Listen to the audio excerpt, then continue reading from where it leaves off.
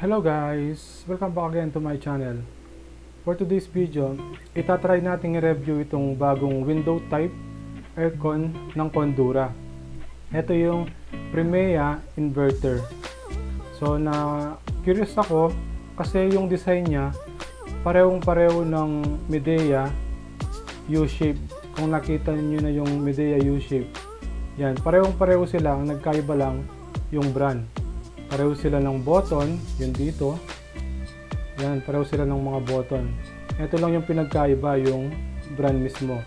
So mamaya papakita ko yung Midea U-shape, kung anong itsura, tsaka itsura niya itong Condura Primea aircon. So yung aircon na to ay ang available lang ay 1.5 horsepower. Tapos wala akong ibang nakitang horsepower. Okay? Disclaimer lang muna, hindi ako expert. Ang mga sasabihin ko ngayon ay based lamang sa experience ko at mga na-search ko. Kaya kung meron man akong masabing mali dito, paki-correct na lang ako sa comment section. Kung meron kayong mga question, suggestion, or gustong pagawa ng content, ilagay nyo na lang sa comment section. Okay? Kung hindi ka pa pala nakasubscribe, mag-subscribe ka na. At i-click yung notification bell para ma-notify ka sa mga susunod ko pang mga video. Okay, sa mga nanonood tsaka nakasubscribe na, maraming salamat sa inyo. Okay, start na tayo. So itong video na to, cover lang natin yung design nitong aircon. Ano ba yung pagkakaiba niya compared dun sa ibang design ng aircon na ibang brand. Tapos i-cover din natin yung specs niya. Hanggang dun lang muna tayo.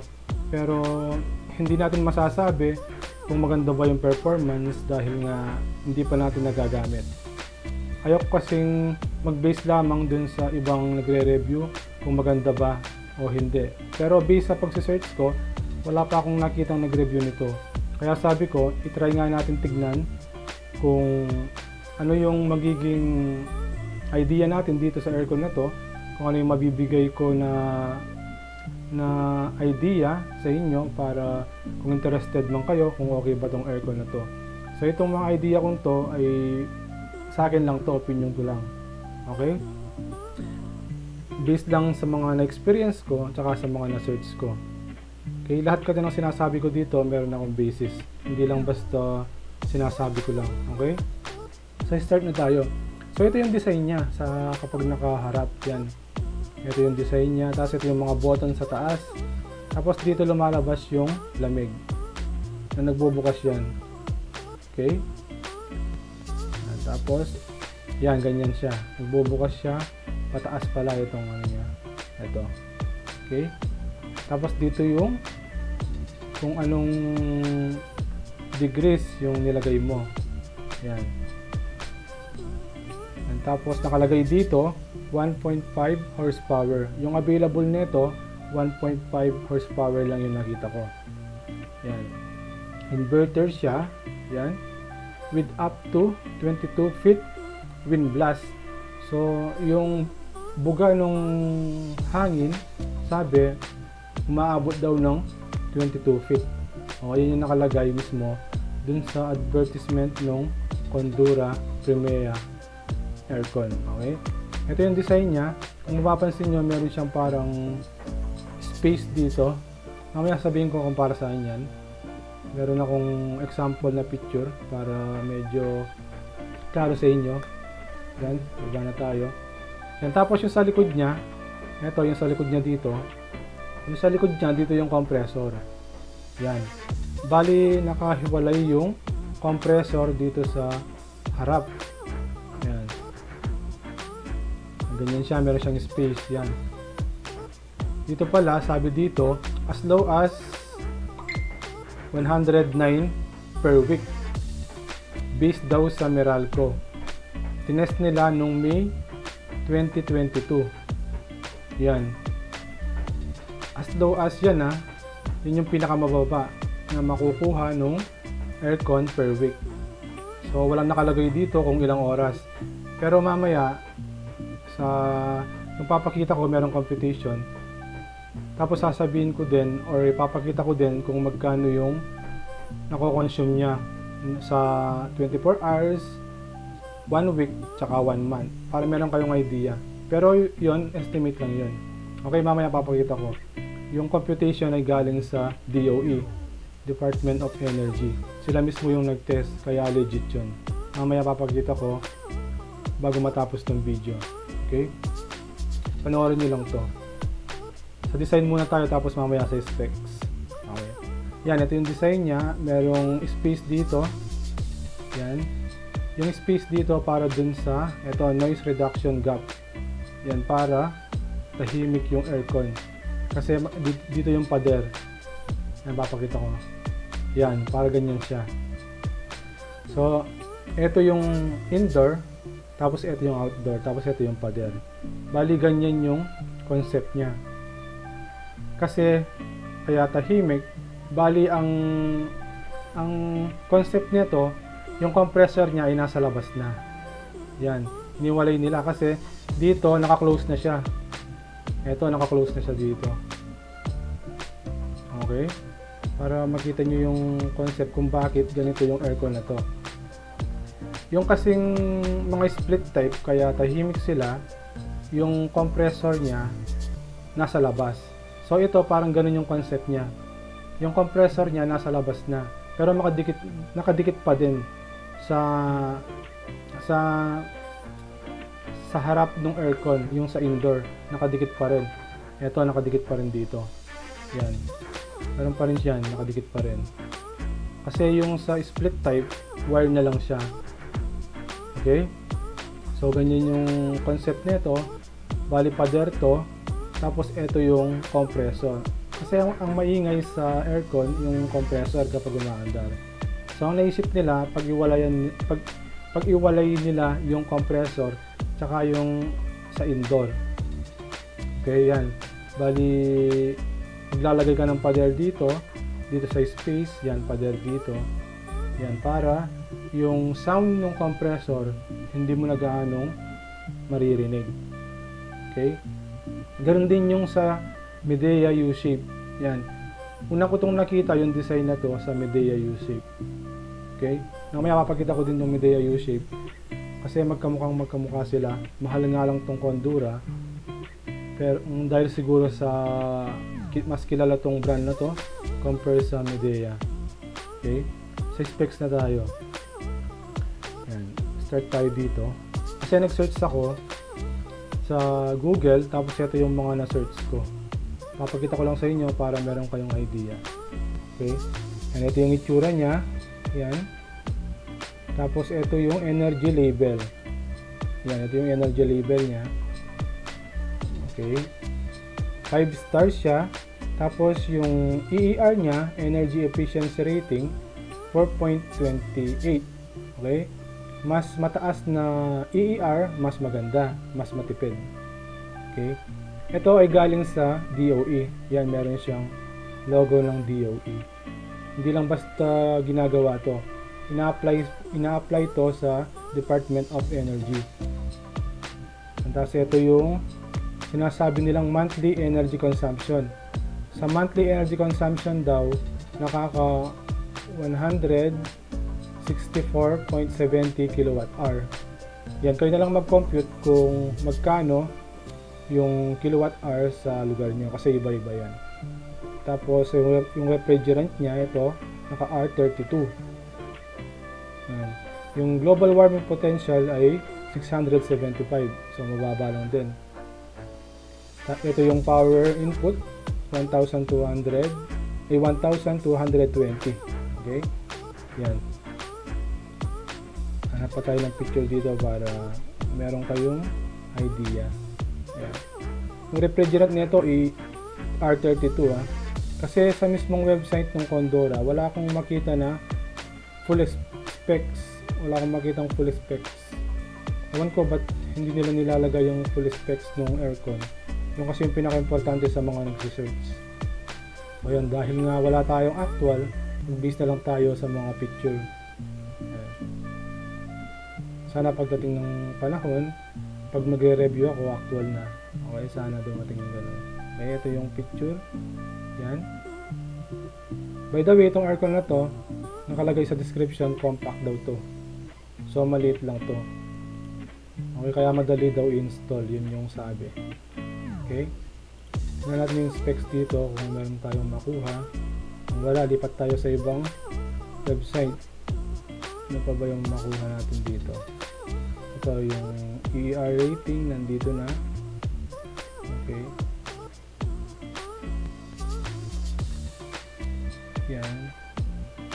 Sabi ko na to kanina, yung buga ng hangin umabot ng 22 feet. Yan, compact size siya. Yan. Okay. Kalipat tayo dito sa kabila. Meron tayong mahanap na magandang.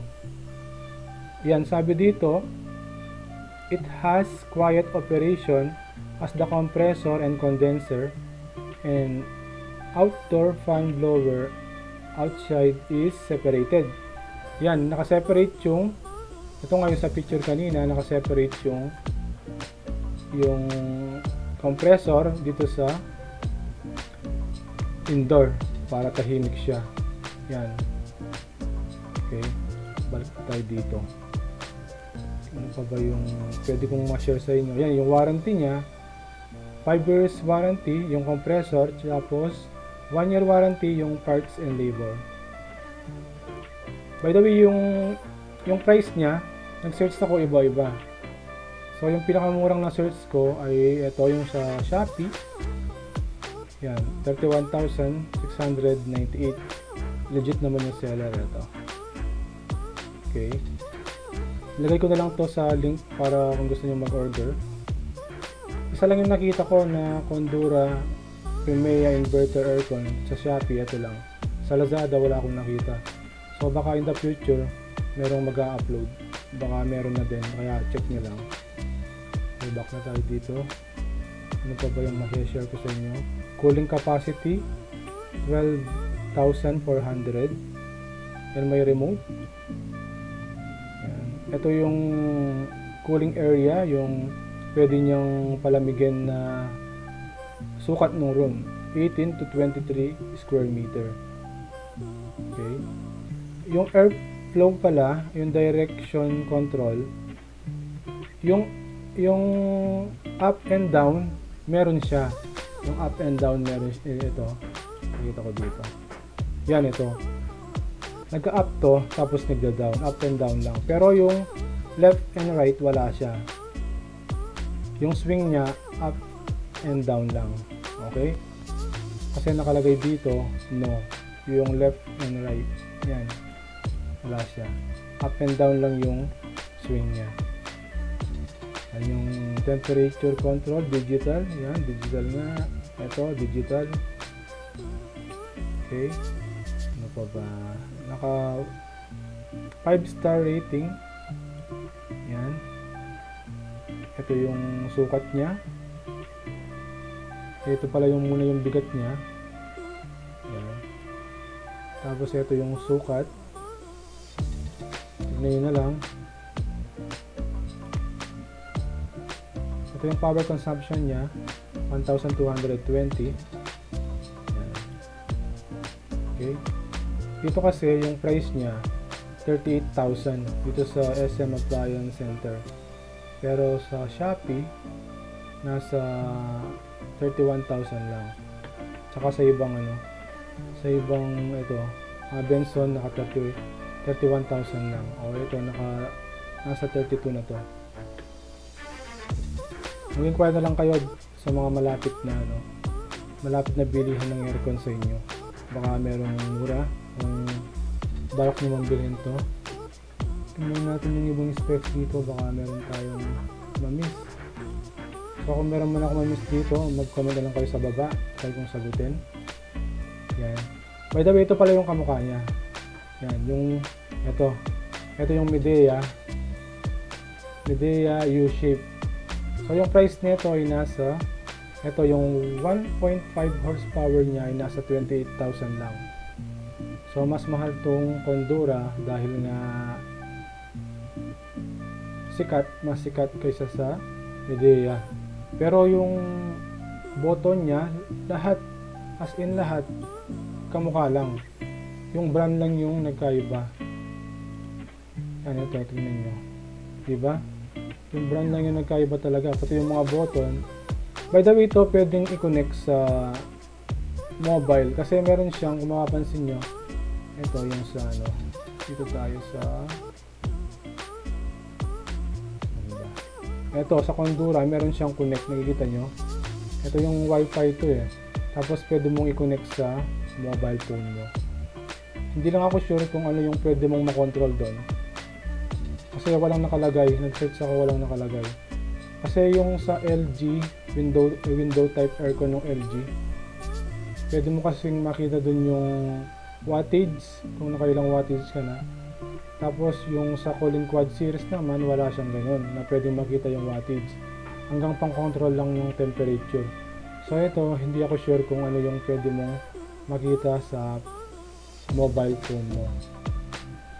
By the way, ito nga pala yung mga button niya sa harap.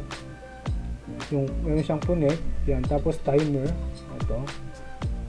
Tapos meron siyang echo, tapos yung mode, yan.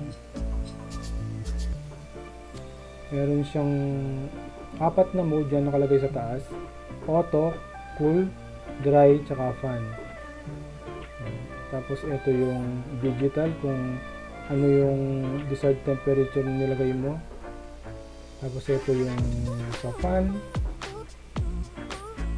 Yung fan meron siyang 4 na control, auto, low, mid, tsaka high. Tapos meron siyang sleep, yung swing nga, yung up and down lang, walang left tsaka right, tsaka yung off, on and off button. Yan, okay. Ito yung sa Kondura. Tingnan nyo yung dun sa new shape, same lang. Meron siyang connect, meron siyang timer, meron siyang echo, meron siyang mode. Yan yung mga button. Sa U-shape to as in magkapareho lang, yung brand lang talaga yung nagkaiba. Okay, saan na ba tayo? Yan, dito na tayo sa yung computation ng DOE, kung gaano or kung magkano ang konsumo niya sa kuryente. Yan, ito yung Kondura. Yan, ito nga pala yung model niya kung gusto nyo i-search. Yung refrigerant use R32, yan, sinabi na natin kanina. Yung cooling capacity 3.4, yan nakalagay sa ano to, sa mismong website ng Department of Energy. Sila mismong nag-test dito, kaya legit to. Yung power input 1.2. okay, yan, sabi dito monthly energy consumption, yung kilowatt hour to 164.70. Kung 9 hours mo lang i-on yung aircon mo, 9 hours lang to ito yung computation nila. Yan, ito yung power input, watts 1220. Ilang oras mo ginamit? 9 hours sa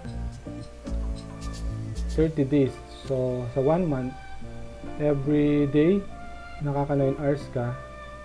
Yan, yung makokonsumo mo daw na kilowatt hour 164.70.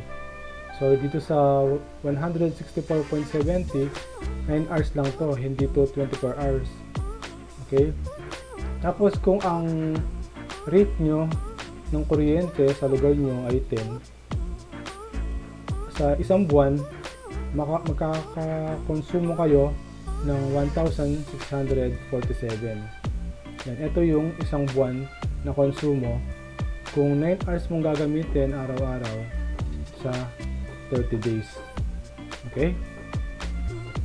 Pero bababa pa to kasi nga inverter yung aircon. Yung nilagay kasi dito na wattage ay yung pinakamataas na wattage.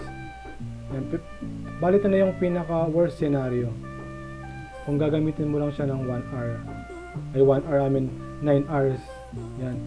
Meron siyang computation dito para malaman nyo kung magkano yung konsumo niya per day. Okay?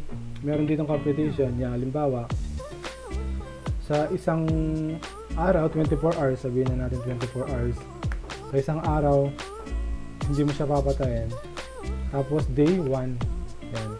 Tapos magkano yung kilowatt hour sa inyo? Sabihin na natin 10 pesos din. 10 pesos, yan. Sa 24 hours, sa isang 24 hours, of course, isang araw yon, makakonsumo ka ng 146.40. Estimate lang to. Pero bababa pa yan kasi yung nilagay nilang wattage dito ay yung pinakamataas na wattage ng aircon. Okay? Dahil nga inverter yan, bababa pa yan. So try natin 1 week.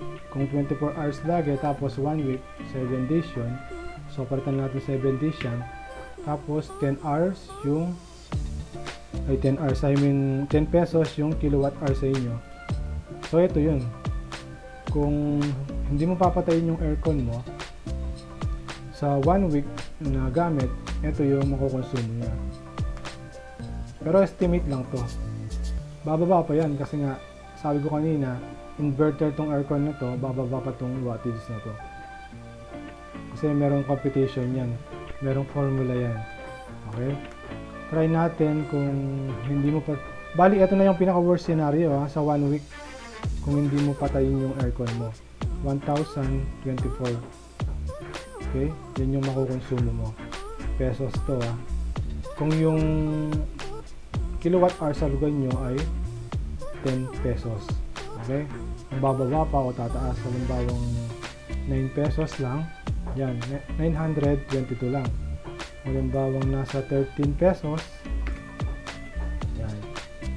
Sa 1 week, kung 13 pesos yung sa inyo, kamukha nyo sa amin, 13 pesos. Kung 1 week kong gagamitin, tapos 24 hours lagi, everyday, ito yung makukonsumo ko na kuryente. Okay? 1,332. Yan. Try naman natin na 1 month kung walang patayan. 1 month, so gawin lang natin 32. Yan. Tapos 24 hours ang konsumo, let's say 10 pesos ulit. Yan. Ito na ang pinaka-worst scenario niyan. Okay? Para lang meron kayong idea. Pero ito, pinaka-worst scenario na to, pinaka-mataas na to. Kasi nga, laging todo yung compressor niya dito. Ay yung wattage niya.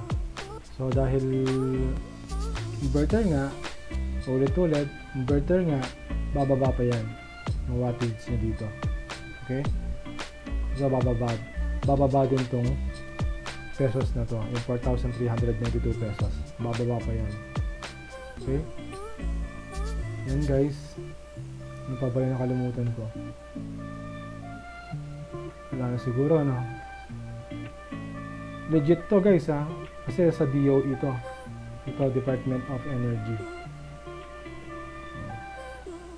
Okay guys, hanggang dito na lang siguro tong video na to. Medyo matagal na. Kung meron pa akong nakalimutan, ilagay na lang sa comment section. Kung meron kayong mga question, suggestion, o gustong pagawa ng content, lagay na din sa comment section. Yung mga link ng mga pala to, yung link nito, lagay ko sa description para kung gusto nyo mag-order, i-click na lang doon. O kung gusto nyo i-check yung specs. Ayan. Ito yung model niya, kung gusto nyo i-check yung specs, lagay nyo sa Google. Ayan. Okay? Lahat ng link na ito, pati ito, lagay ko na rin sa description kung gusto nyo mag-order. Okay guys, maraming salamat sa panonood. Hanggang dito na lang. Hanggang dito na lang guys. Bye!